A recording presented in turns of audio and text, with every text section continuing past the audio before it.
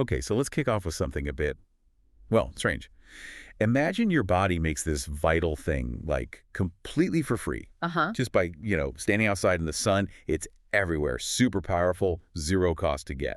Sounds almost too good to be true, right? Like something nature just cooked up for us. Exactly. But here's the twist.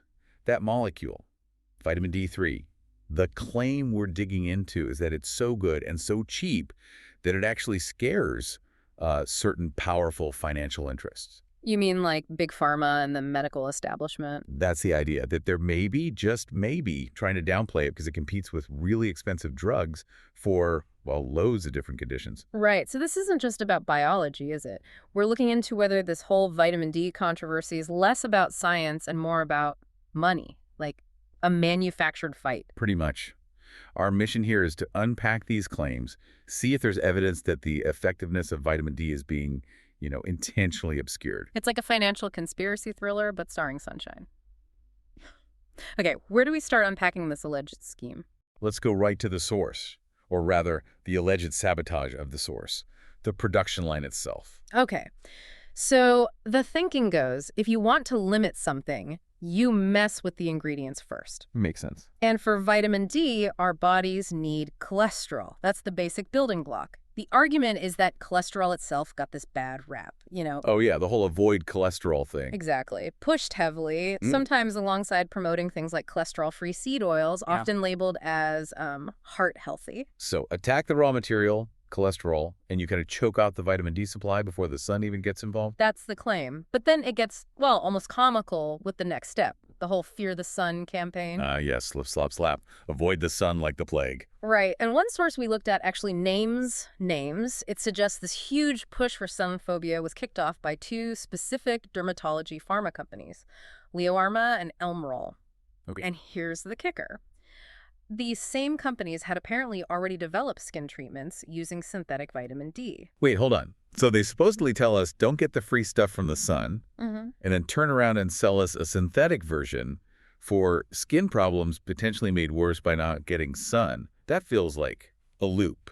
A very neat financial loop, if true. And it gets tighter when you hear the claim about what sun actually does for skin conditions like eczema or psoriasis. What's the claim there? That sun exposure is actually one of the best natural things for them. Why? Because sunlight hitting your skin triggers that conversion of cholesterol into vitamin D right there where you need it. That really flips the script on sun safety versus total sun avoidance, doesn't it? It really does. And then there's this other surprising bit from the sources about skin cancer. Okay. The claim is that the most dangerous types often pop up because of vitamin D deficiency, and they tend to start in places on the body that hardly ever see the sun.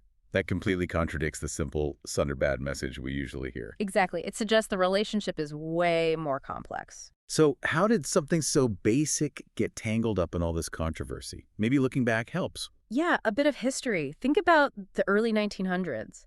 Before antibiotics were everywhere, they had these places, sanitariums. Right, for TB and stuff. Yeah. And what was a key part of the treatment?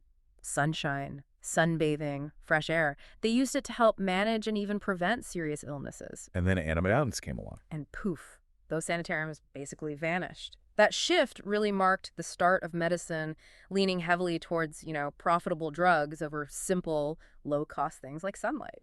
Which brings us to today in this weird situation, the data paradox, you could call it. How so? Well, if vitamin D is supposedly being suppressed, why is there an absolute mountain of research on it? Like apparently over 84,000 papers as of early 2024. 84,000. Yeah, like 4,000 new ones every year recently. It's supposedly the most studied bioactive molecule out there. Wow. Okay, so if the research is practically a flood, why on earth is there still so much argument about it? Well, the sources we look at are pretty blunt.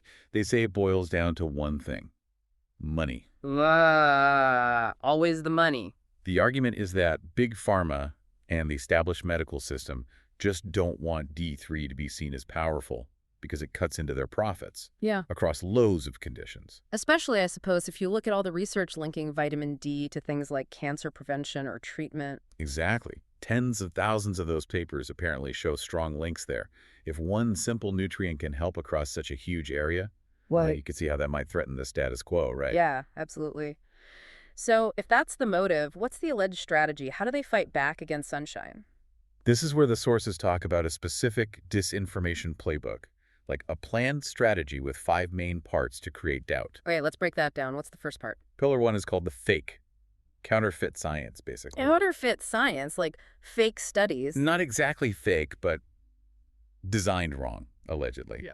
The main example given is using randomized controlled trials, RCTs, the gold standard for testing drugs. Right, essential for getting drugs approved. But the claim is, these RCTs are designed for drugs, which usually have a quick, specific effect at a high dose. They're not really set up for nutrients like vitamin D. How does that make them fail for a nutrient? Well, nutrients often need steady long-term intake at decent levels to show benefits for overall health. The argument is these vitamin D RCTs often use doses that are just too low, or the trial duration is too short. So they're sort of doomed from the start, set up to not find a strong positive result. That's the assertion, which then gives critics something to point to, saying, see, it doesn't work. Okay, so using the wrong tool for the job. What happens if scientists do find positive results using other methods? That apparently brings us to pillar 2, the blitz. This is about going after the scientists themselves, harassing them, trying to discredit their work. The example cited is a hit piece in the New York Times back in 2018 about Dr. Michael Hollick. What was the issue there? It focused on him taking money from industries like indoor tanning and supplements.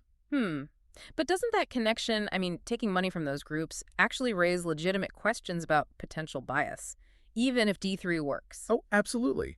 And that's precisely why it's such an effective tactic for discrediting someone, right? It muddies the water, makes people doubt the findings, regardless of the science itself. Gotcha. So, flawed studies and attacking the messenger. What's next? Pillar 3 is the diversion.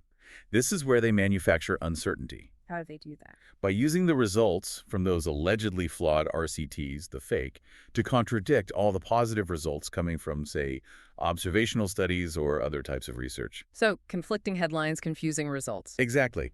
It leaves doctors unsure what to recommend and the public confused, which, maintains the status quo. And confusion means people stick with what they know, which is often the expense of drugs.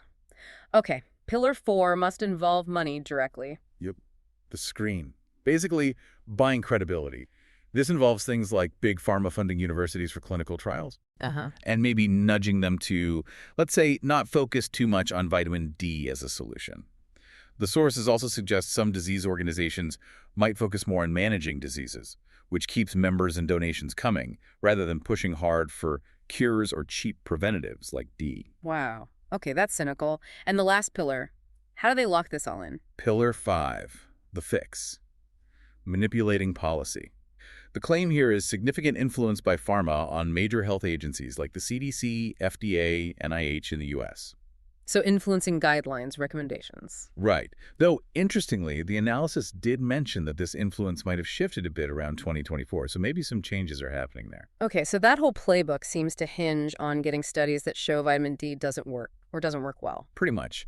And the core reason cited for those failures goes back to the dose. The dose. Yeah. The claim is simple. Many studies showing weak or no results used amounts of vitamin D that were just tiny. Yeah. Way too small to actually have the expected physiological effect. Like putting a teaspoon of gas in your car and wondering why it won't drive across the country. Exactly that analogy. You need enough to actually make a difference. So what about studies or protocols that do use higher doses? Well, there's the Coimbra protocol, for instance, developed in Brazil, mainly for autoimmune conditions. It uses very high doses of D3. And the results? The sources claimed its effectiveness is often up around the 90th percentile, which is, a stark contrast to those low-dose trials showing minimal benefit. That's a huge difference. But then there's another complication, isn't there? Something about our individual biology. Yes, and this is really crucial and maybe not widely known. It's the idea of vitamin D resistance. Resistance. Like antibiotic resistance. Sort of, but genetic. It means that even if your blood test shows you have enough vitamin D floating around, your cells and tissues might struggle to actually use it effectively. There isn't a standard reliable test to see if the D in your blood is actually getting deep into the cells and doing its job. Whoa.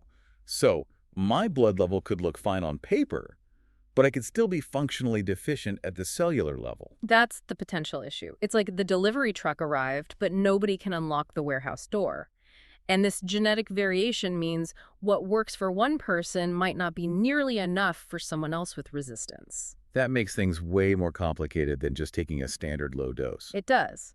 which underlines why the sources stress getting levels checked and aiming for optimal, not just not deficient. Regardless of all the controversy, the consistent message is that vitamin D is seen as a really potent anti-inflammatory. Protecting against, well, a lot of things based on the claims. Cancer, viruses, general inflammation. Yes. So if you're following the recommendations from these sources, what should you actually do? Okay, practical advice time. What levels are they suggesting? The main target mentioned is getting your blood levels to at least 50 nanograms per milliliter, 50 NEML. And how much D3 would you need to take to reach and maintain that, especially if you might have some resistance? Based on how the body uses it up, the suggestion is often at least 10,000 international units, IUs, every single day.